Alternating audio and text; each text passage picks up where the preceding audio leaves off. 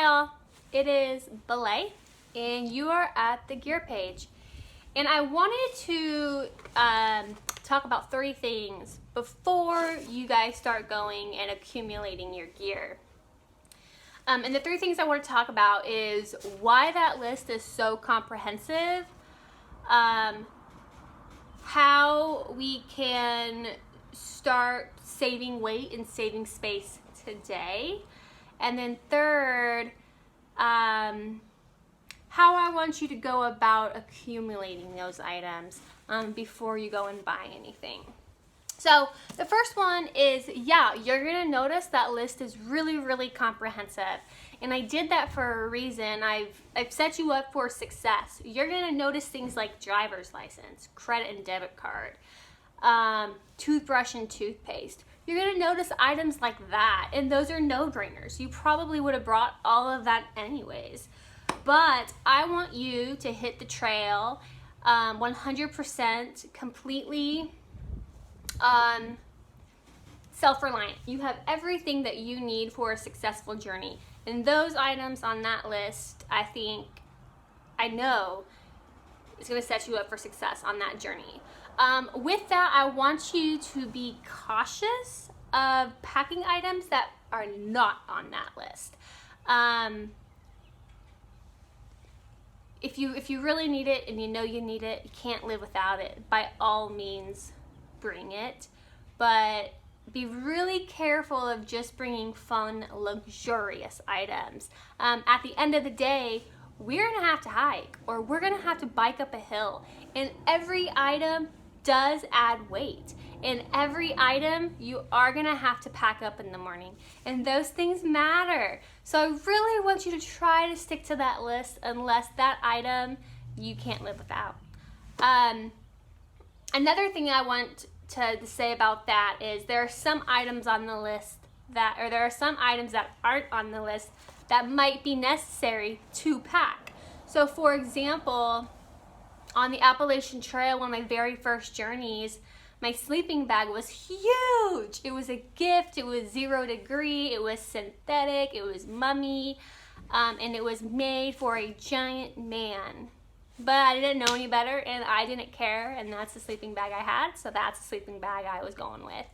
And in order for it to fit in my 95-liter pack, I had to go and get a compression sack and compress it as much as I could just to get it to fit in my bag. And it took up 1/3 of my 90-liter backpack. So anyways, you're not going to see compression sack on the list. By all means, you might have to go get a compression sack to make that sleeping bag pack down to fit in your backpack. So yes, the list is comprehensive, totally for a reason. The second thing I want to talk about is I want you to start thinking multi-purpose, multi-function now. So for example, you're going to see items like stove system, cup, bowl, spork. Okay? Well, that could be 3 different items, right? Stove, cup, bowl. That could be 3 different items. But I just happen to have a Jetboil, and the stove itself is my bowl. I eat out of it. And the stove itself is my cup. I drink out of it.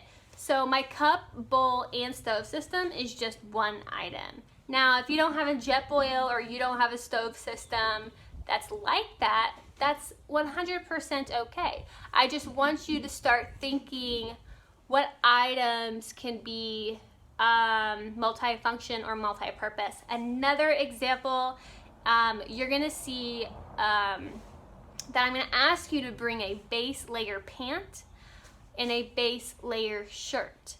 Now, base layers are typically a very soft merino wool. And unfortunately, they can be a little expensive, but if you go to like the Goodwill or the, a thrift store, you might be able to find them at a very reasonable price. Anyways, they're usually like a very soft fabric, and I asked you to bring those because not only are they going to act as your pant when we hike or bike in cold weather and we get chilly, they're also going to be your sleeping pant. So personally, I don't see the need to bring sleeping pajamas as well as my workout clothes. I try to make those items multi-purpose and serve both purposes. So things like that. I want you to start thinking multi-purpose right now. And then the third thing I want to talk about is how I 100% don't want you going and spending thousands of dollars on gear. Please don't do that. That'll break my heart. And I say this for several reasons. The first reason is I believe whatever you have in your house right now, you can go climbing or riding with, okay? So when you see the item, I want you to bring 2 pairs of hiking socks. I don't want you to go out and buy $12 hiking socks. I want you to go to your dresser drawer and I want you to pick out 2 socks that you're gonna hike in, okay? Now, if you're looking for a recommendation of who makes the best hiking socks on the market, I'll tell you Darn Tough. Darn Tough is my go-to brand for socks, but I don't think that's needed. I think you can go to your drawer and get out 2 pairs of socks for hiking. And I want to share some examples. You know, when I climbed my very first 14er ever, I wore sweatpants, a sweatshirt, and my backpack was baby pink. And the only thing it had in it that day was about 12 plastic water bottles and food. And I had a time of my life, and it changed my life. So yeah, could I have been donned in hundreds to thousands of dollars of outdoor clothing? Yeah, I could have, but it wasn't necessary to have an experience that changed my life. When I hiked the Appalachian Trail, I hiked it in the winter time, and my tent was a $20 one-man tent from Walmart. It was awesome. The Appalachian Trail still goes down in my history as one of the greatest experiences of my life. So when I bicycled across the nation, still today when I bicycle across the nation, I actually don't use a touring bike. You know, touring bikes are usually a steel frame. They're a heavier frame. They can withstand more weight, and they can take on bumps in the road smoother.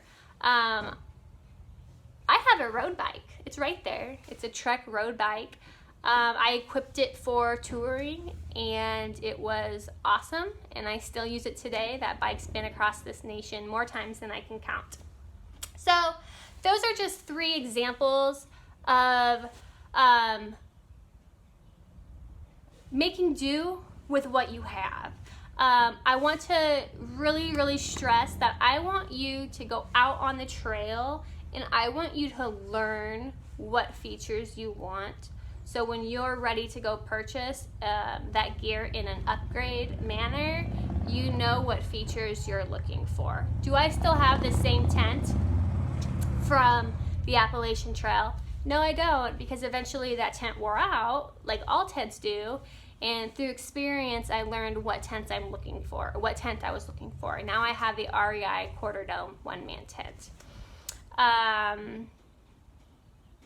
So anyways, I think a key thing to remember when you're collecting this gear and getting it ready for the trip, just make sure it all fits in your backpack. You might have to bring a carabiner or 2 to put some things on the outside. Bicyclists, you might have to get some straps to strap some things to the outside of your pack. I have to do that still today. So I just want you to remember it's comprehensive for a reason. You're going to look at it, you're going to see, whoa, that's a long list. Yep, for a reason. I'm setting you up for success. You won't need anything else. 2, start thinking multi-purpose, multi-function right now. Saving space and saving weight ultimately is going to help you out when we're on the trail, okay? And then 3rd, I want you to gather the items on that list.